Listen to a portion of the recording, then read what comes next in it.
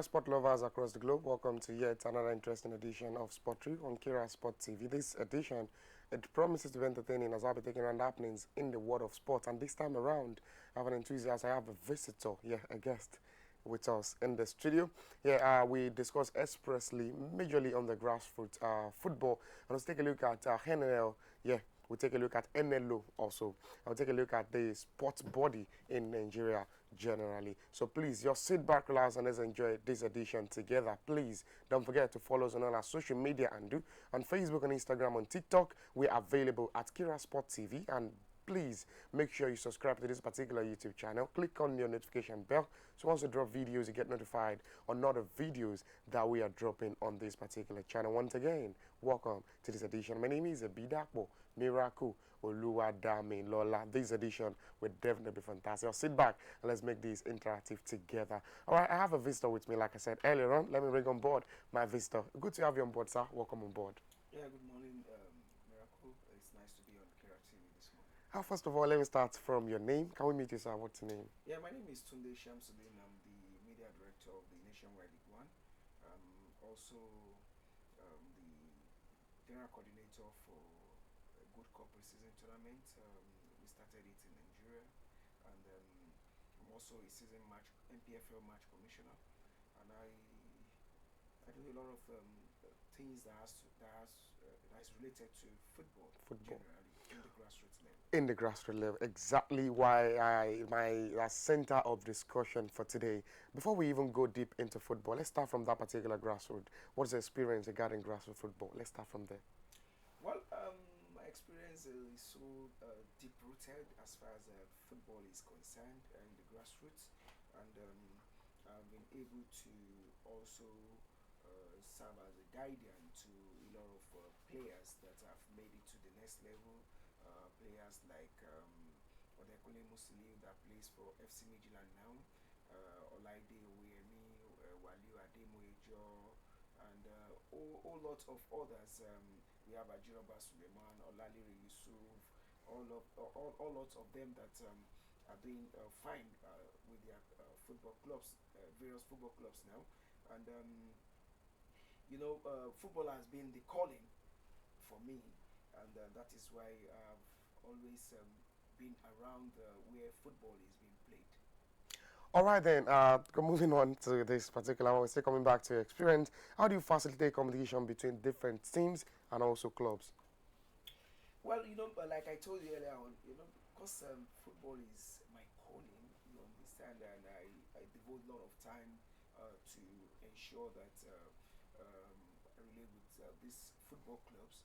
I'm working with the Nationwide League One has really assisted me to, we're handling, we have relationship with almost 400 clubs playing in our league, and that has been awesome to ensure that we have this working relationship and synergy that really, I don't see any big deal in it. You understand? It has been part of me, talking to, like before I drove here.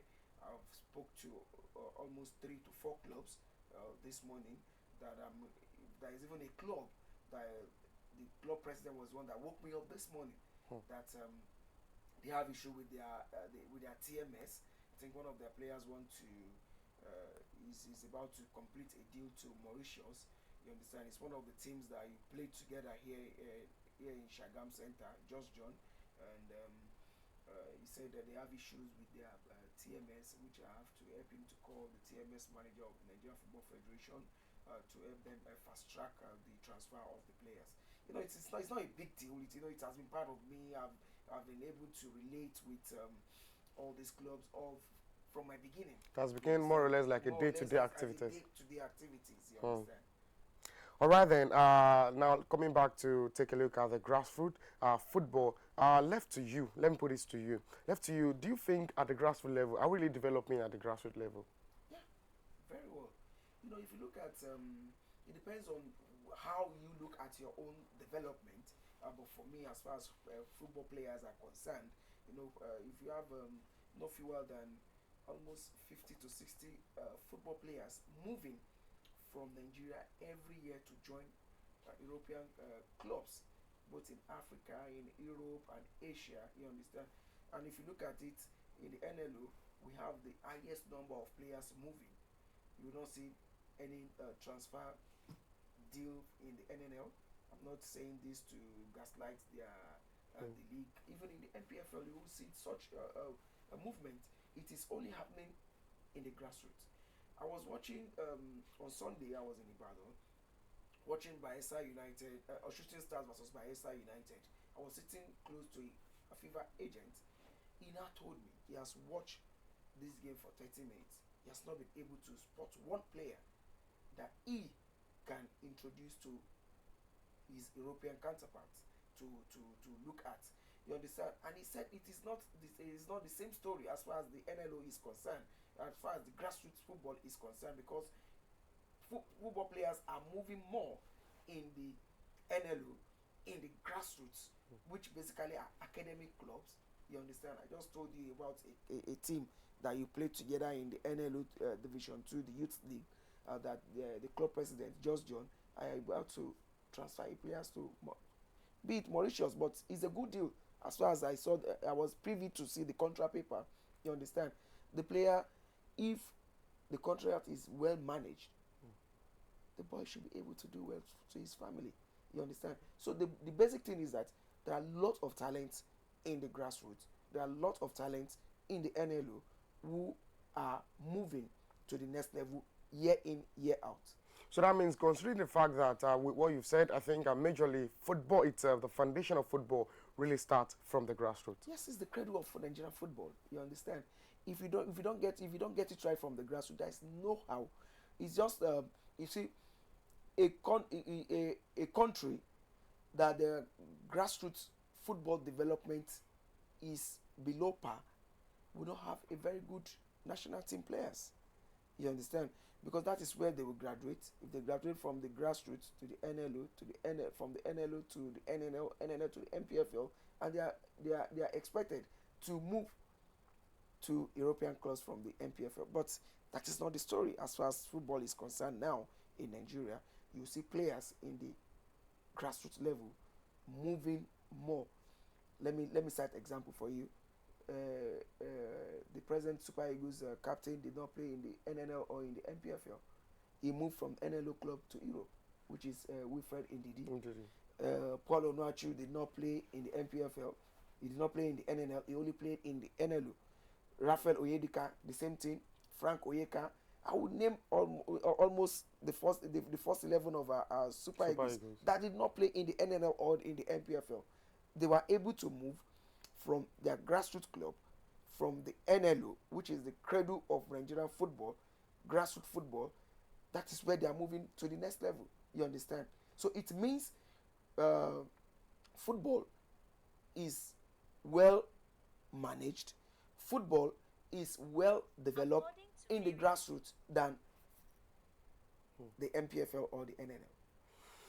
All right then, it has been a very credible moment with you, sir. Let me take a look. Let's quickly dive into the NLO itself. Now, we understand the fact that recently, for the Shagam Center, the competition just ended not quite long. Let me just put this to you first. Like, can you rate this particular season that ended over the previous season that we actually experienced? Yes. If you look at, I will use the NLO under 19 Youth League as a yardstick. You understand? If you look at the level of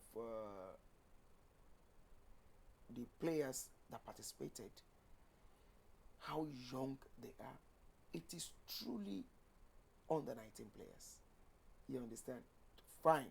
There are few players who are older. You should expect such a team. There is no perfect league anywhere in the world. Yes, but coming to level of play, you will see a lot of talent that played in the just concluded under 19 NLO season in the Shagam Center. Look at the player, the team Kira was able to parade. They were more younger, more athletic, more business minded than what they presented last season. Look at Remo Comment. Look at FC BD. Look at Just John. The only few teams. Look at Switch FA. You understand? BE Arena. They are able. You will see a lot of talented players from these centers, which I believe in the next 6 months, 7 months, you understand, we should be able to hear them playing for under 19 teams in Europe. In Europe. It's for me to rate it.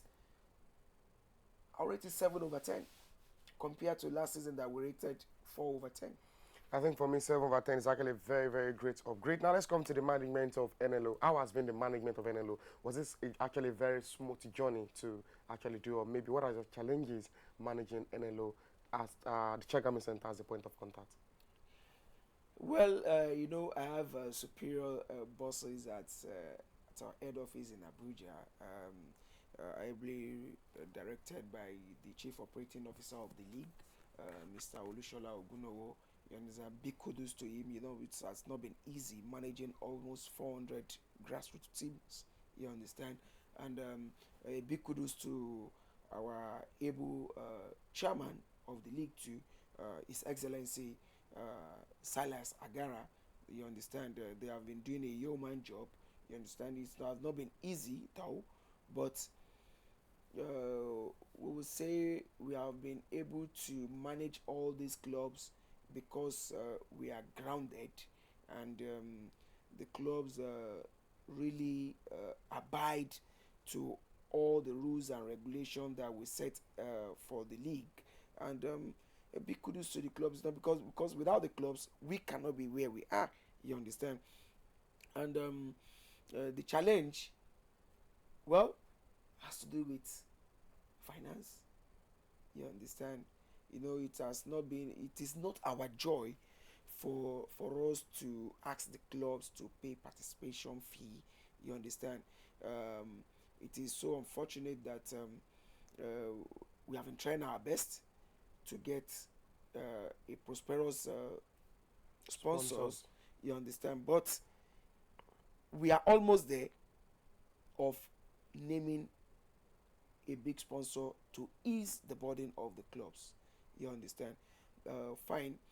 Those we have on ground are partners, which have been doing a yeoman job with us. But the basic challenge has to do with finance and Finance. That bounces back to the question I wanted to ask. Taking a look at, we understand the fact that the backbone for any organization that will be doing pretty well, it is finance. And once the finance is not doing pretty well, of course, there's nothing to actually write home about. Now, coming back to the particular management, taking a look at some games that were played in the just concluded NLO2, I think left to me, I think we have a lot of areas. I think it's a personal opinion. I think we need to work on. Now, for me, before I even go there, now let me now put this to you, sir. Taking a look at the officiating, how has been the officiating? Like, do you personally, being one of the management of the NLO2, what are the challenges you've had with officiating? Well, it depends on how you want to look at it. You understand? But for me, I think officiating has really improved. You understand? That was a part of the reason why most of our matches, I think almost all our matches in Shagam Center here, were able to live stream it for people to see. And I can't really pinpoint any fault that any referee that officiated the just concluded NLO Division 2, maybe they erred in any way. You understand? But for me, I think it is better of what we saw last season. Year. You understand? And big kudos to the Ogun State Referee Council.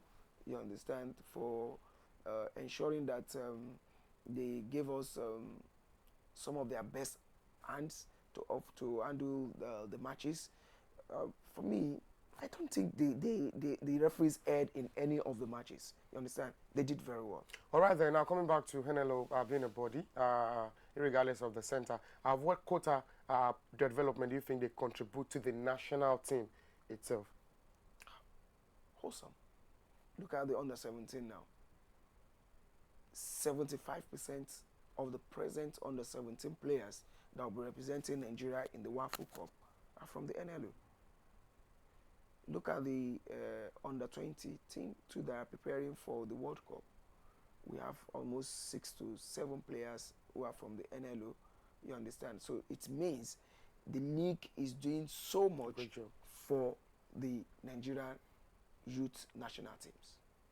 I think left to me with this particular achievement, no doubt it means if you're actually doing something right, then people will tell you either by your participation in other leagues, and of course, with what you are telling me now, of course, I can actually give it to them that it's actually very, very good kudos to them. Now, which area do you think you are looking up to actually what to develop more in order to actually attract the desired goals that you people has actually set as a body? Well, we planned, part of our plans is to ensure that we live stream all NLO matches. Look at it. All Shagam Center matches were live on NLO TV, which is not the same thing applicable to the Lagos Center. You understand? The Iliogbo Center too, where matches there were not live streamed.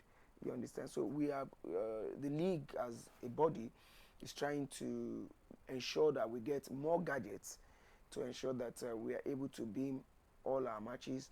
If you look at it in Yanya Center now, matches are being live streamed there, but the same thing is not applicable to the Mina Center. You understand? In Bauchi Center, match I will live stream, but the same thing is not applicable to Newman Center, not to even talk about Kano Center. You understand? So these are part of measures the league is putting in place to ensure that we get more gadgets. The moment we are able to get finance, you understand, we'll get more gadgets so that more of our matches will be live.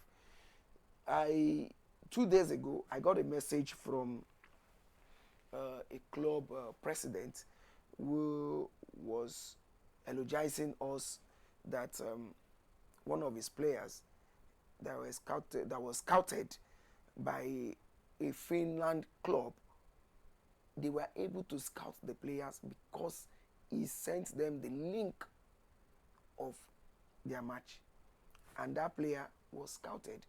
Invitation was sent to them, and the player is on his way to Europe. You understand? So it shows that we streaming matches is not happening in the NNL. We own our gadgets. You understand? The MPFL too are not. It's, I think it's a body that is handling their streaming for them. Exactly. But as far as the NLO is concerned, we have no fewer than 8 cameras. You understand? Which we spread across the 6 zones of the country. You understand? So that all the zones will have a feel of matches being shown on the NLO TV. You understand? We will do more. It's part of our plans to ensure that not only we streaming some centers, we want to stream from all centers from next season by God's grace. A very good one, and also a very fantastic ambition for the NLO. Now let's come to government and NLO. I want us to balance some things. How encouraging has been the government to the NLO? Well, you know, we are under the Nigerian Football Federation. Exactly. And the support has been very, very welcome from the leadership of the Nigerian Football Federation, ably led by Alhaji Ibrahim Musa Guzau. You understand? And he has done a very yeoman job for the NLO by giving us a very good, articulate chairman in person of His Excellency Silas Agara. You understand? The support from the, you know, NFF receives support from the FIFA and the government. Yes. You understand? Why we being under NFF, we are getting support too from the Nigerian Football Federation. It has never been like this before. The support has been very, very magnificent in the last 2 years. It has been magnificent, exactly. I have a lot to talk about, taking a look at the just concluded CHAN, but I don't want to be biased on the NPFL because left to me, I think there are a lot of things that we need to actually trash out regarding NPFL, Nigerian Premier Football League. Let me put this to you.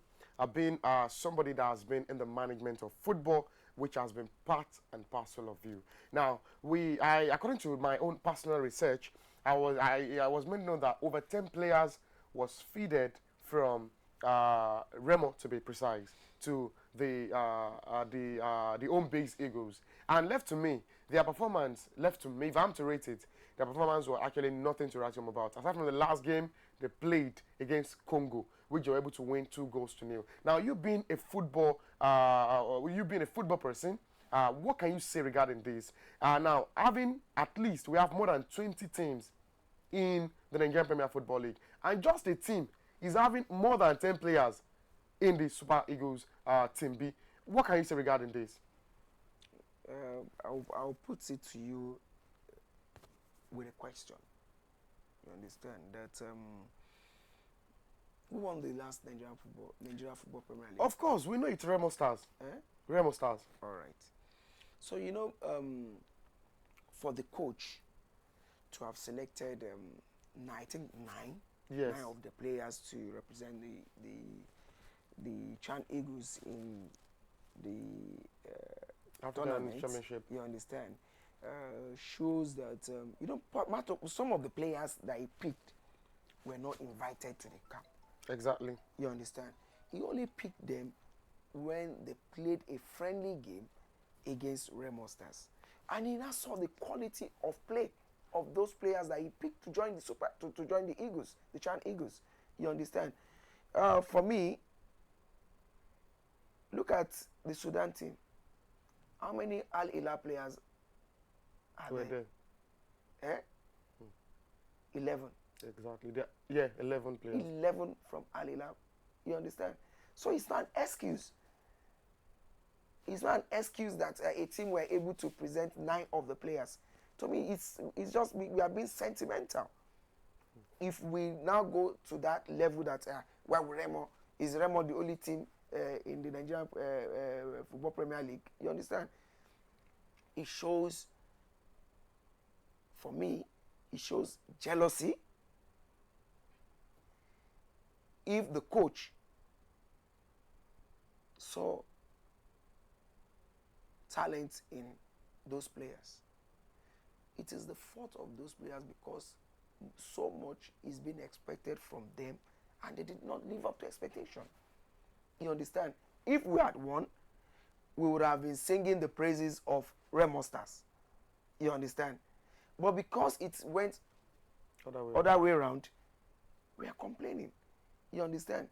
The players he picked were the best he think we have at that time. We defeating Congo. We cannot rate Congo. You can't rate the Sudan League with Nigerian League now. How much dollars is floating in the Sudanese League? Will you compare it with the highest paid player in Nigeria Premier League now? I don't think it's more than 800 or 900,000. You understand? Will you compare it with a player that is earning $5,000 a month in the Sudan League? A player from Remo Stars joined Al Hilal in Sudan. He knows how much he's earning every month. You understand? So for me, it's not an excuse. It is just so disappointing that the players he picked did not function well. That's just it. I would love to say this before we leave that particular side finally. Taking a look at Anas Yusuf. Anas Yusuf at the Nigerian Premier Football League, he was able to accrete himself 18 Premier League goals, yes, which actually gave him the upper hand to have the golden boot for the just concluded season. Now here comes Alimi of Remo Stars. I'm not being biased this time around. I just think statistically, if I be a coach, I will pick Anas Yusuf 10 times over Alimi. Ask me why. The player that can generate 18 goals in Nigerian Premier Football League, one of the most competitive league in Africa, we have NPFL. Because you cannot just go and trash a team 5-0 in NPFL. I think since we have that kind of record, it's been long. The opening game we had over the course of the weekend, the highest scoring team had 2 goals. Had 2 goals, which means it shows the level of competitiveness of that particular league. Now, being a coach, now choosing Anas Yusuf over Alimi, now brings me to this question. Should I say that in Nigeria, there is more of politics and football? That's your own perception. You understand? for me, I don't want to subscribe to that. Hmm. Yes. If you are complaining about Anas, have you watched Anas play? Have you watched Sekou Alimi played? I'm asking you a question. Yes, exactly. You've watched the both. Yes. Who will you pick among the two of them? Of course, I'll pick Anas Yusuf. You can't pick Anas. You understand? Forget it. Sikiru might lose some chances, but don't forget he scores and he does create, made an assist too. You understand? He would definitely give an assist in a game. You understand? Not a static Anas. You understand? Anas, part of it, the 18 goals that Anas scored, how many were penalties? Yeah, we know we have penalties in. Of course, as a striker, and the truth about penalty taking is, if you are being given to be a penalty taker of a team, of course, when penalty comes, you are expected to take it. And sir, the truth is, when they started Anas against our last game, which was Congo, Anas gave us a goal. He played impressively well. Thank you. Which shows that if Anas was given more play time, that was given to the Sikiru Alimi, I'm telling you, sir, we might not be where we are, because left to me, most of the games we played. The two teams we played earlier. Yes. We played against which teams? We played against Senegal. Senegal. And thank you. Wait, Senegal League and the Nigerian Premier Football League. We cannot compare it. Eh? I think Senegal are really doing well when it comes to the that. level of talent in that league. You made mention earlier on that what was it called? That the last weekend matches. Yes. The number of goals were very low. Yes. It shows that the number of clinical strikers that we have in the league are reducing day in, day out. You understand? Because those that are supposed to graduate from the NLO are being picked by European clubs. You understand? Okay, aside Anas and Sikiru, make mention of one striker in the league again. You make of Anakwe. You understand? The level of strikers. Okay, I watch Shooting Stars. I told you I watch Shooting Stars and Bayelsa United. You understand? The goal Bayelsa scored, to me, was the fault of the goalkeeper. You understand? But aside that, the two teams, no striker will. No, none of the strikers of the two teams was able to fire at goal. A strike that can lead, you check, the goalkeeper make a magnificent save or anything. You understand?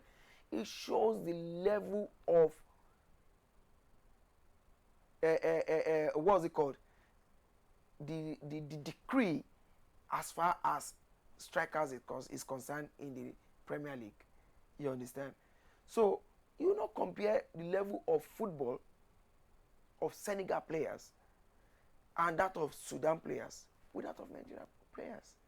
You understand? And for me, I will always pick Sikiru Alimi ahead of Anas. Why? Because he's a better player than Anas. You think he has more teamwork rates than? Yes, he's a good player playing using the leg than Anas. For me, that's my own personal opinion. You have your opinion, and which I respect you for it. So for me, I'll go with the coaches of the Chan Eagles, picking Sikiru Alimi ahead of Anas. All right, ladies and gentlemen, let's bounce to the last segment of this great interview with our guest for today. I want us to come back to Nigerian football. Recently now, our World Cup qualification is at stake. We will be playing September 6th. We'll be resuming to play the likes of South Africa and also Rwanda. On the log, we are fourth, and we have just limited points. We're able to acquire 7 points from 6 games, which is outrightly not good enough. Now, left to you, do you think we can actually retrieve our World Cup qualification hope? It's dicey. Very dicey. South Africa is on 10 points. Exactly. You understand? And all what they need is just maybe a win or a draw. It's just a win or a draw. You understand? And there is no country that does not want to be in the World Cup. It is the dream of all countries. You understand? We missed the chance. For me, I our chances of qualifying for the World Cup is 2/10. Very slim. Very, very slim. All because South Africa, a very good side. You understand? We the fact that we drew against Zimbabwe is just a very, very heartbreak for the Super Eagles. You understand? We hope, we are good at mathematics now. We start calculating, doing mathematics. We hope South Africa lose, or we hope this happens, blah, blah, blah, you understand? But don't forget, Rwanda is also a threat. You understand? But I believe, God of soccer, that they do say work for Nigeria. But the chances is very slim. But truth be told, with the level of talent we parade in Nigeria, should we be struggling for tickets? And if we are, what do you think is the major cause for struggling with World Cup qualification tickets? We have the talents, but these talents are not hungry like the other countries. The South African players are not as talented as Nigerian players, but they are more hungry on the feet that they want to get this ticket. We believe, we are superstars, we are giants of Africa, we understand that everything will come easily for us. Look at the match we drew against Zimbabwe. Nobody ever thought that player will be able to dribble Ekong at that place and fire at goal. You understand? We were hoping that the match we drew away will come home and consolidate with it. It was unfortunate. Very, very unfortunate that we drew against Zimbabwe. You understand? So you will not compare the level of how determined the other African countries are to make it to the World Cup with that of our players. It is maybe the match against Zimbabwe that we show that, okay, we are hungry to go to the World Cup. Look at how Osimhen was just everywhere. You understand? And to me, the team or the country that is more hungry for success should have it. Before we go to the business side of football, which we will be rounding up with on the show today, let me ask you this. In this field of football, who are you looking up to as a role model? How? Have lots of models. You understand? I was so fortunate that God assisted me, that I was able to meet in the course of my getting to where I am today. I was able to meet late Chief Taiwo Ogunjobi, the former Secretary General of Nigerian Football Federation, who I worked closely with for almost a decade. During the course of my getting to where I am today, I was so fortunate to meet with Barrister Churchill Olise, the president of FC Ebede, who is more or less a father, you understand, and I was able to meet Mr. Olushola Ogunowo.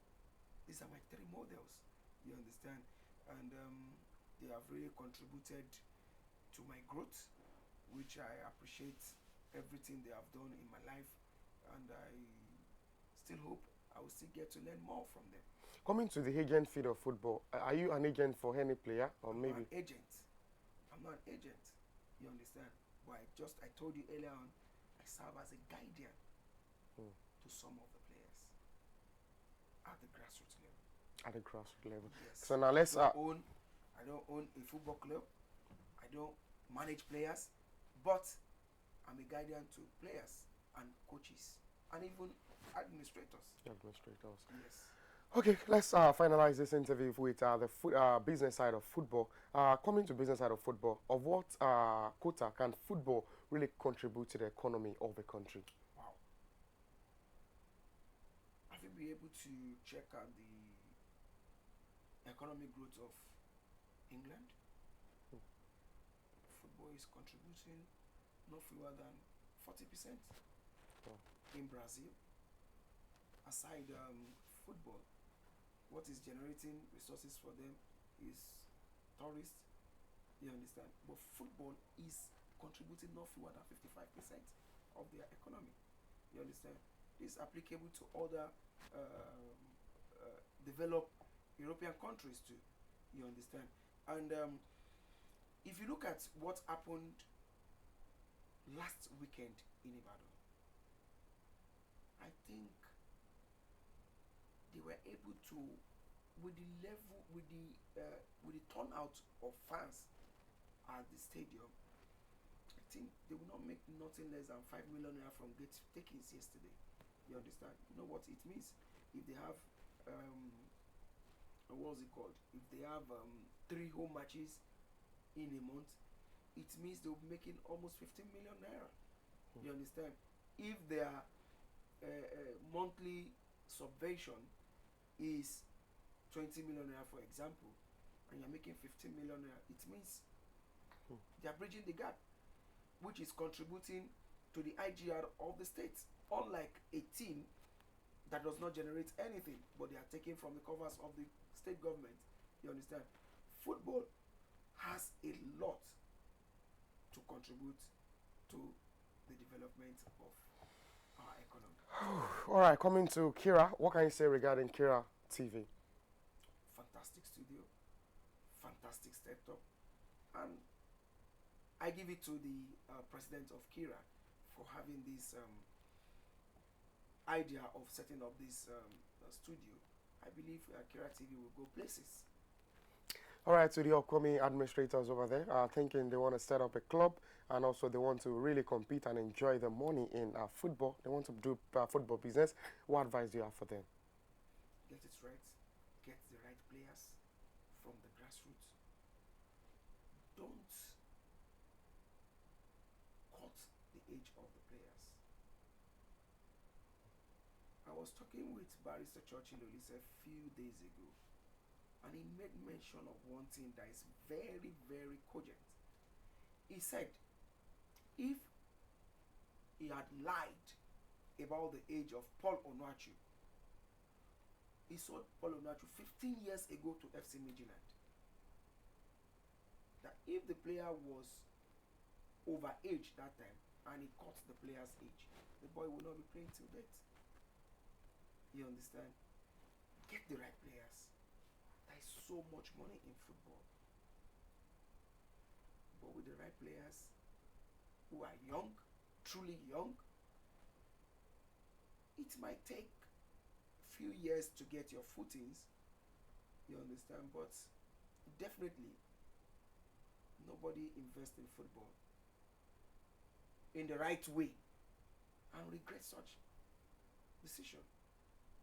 You understand? I have lots of people that I do give advice about how they will run their club. Okay, let's cite Kira as an example.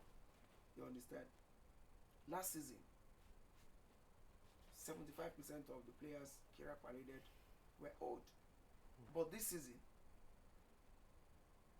90% of the players that Kira paraded this season, truly young players that will go places in the next, I will not say year, few months.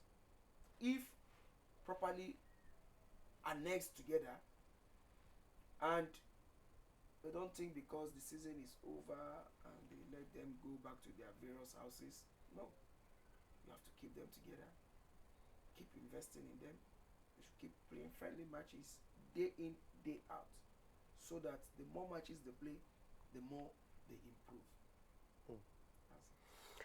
All right, ladies and gentlemen, we have to bring this to a close.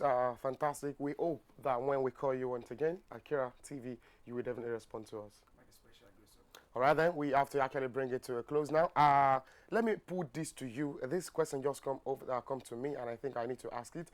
For the NLO, do NLO as a body has a scouting program on itself? Scouting Yes. program.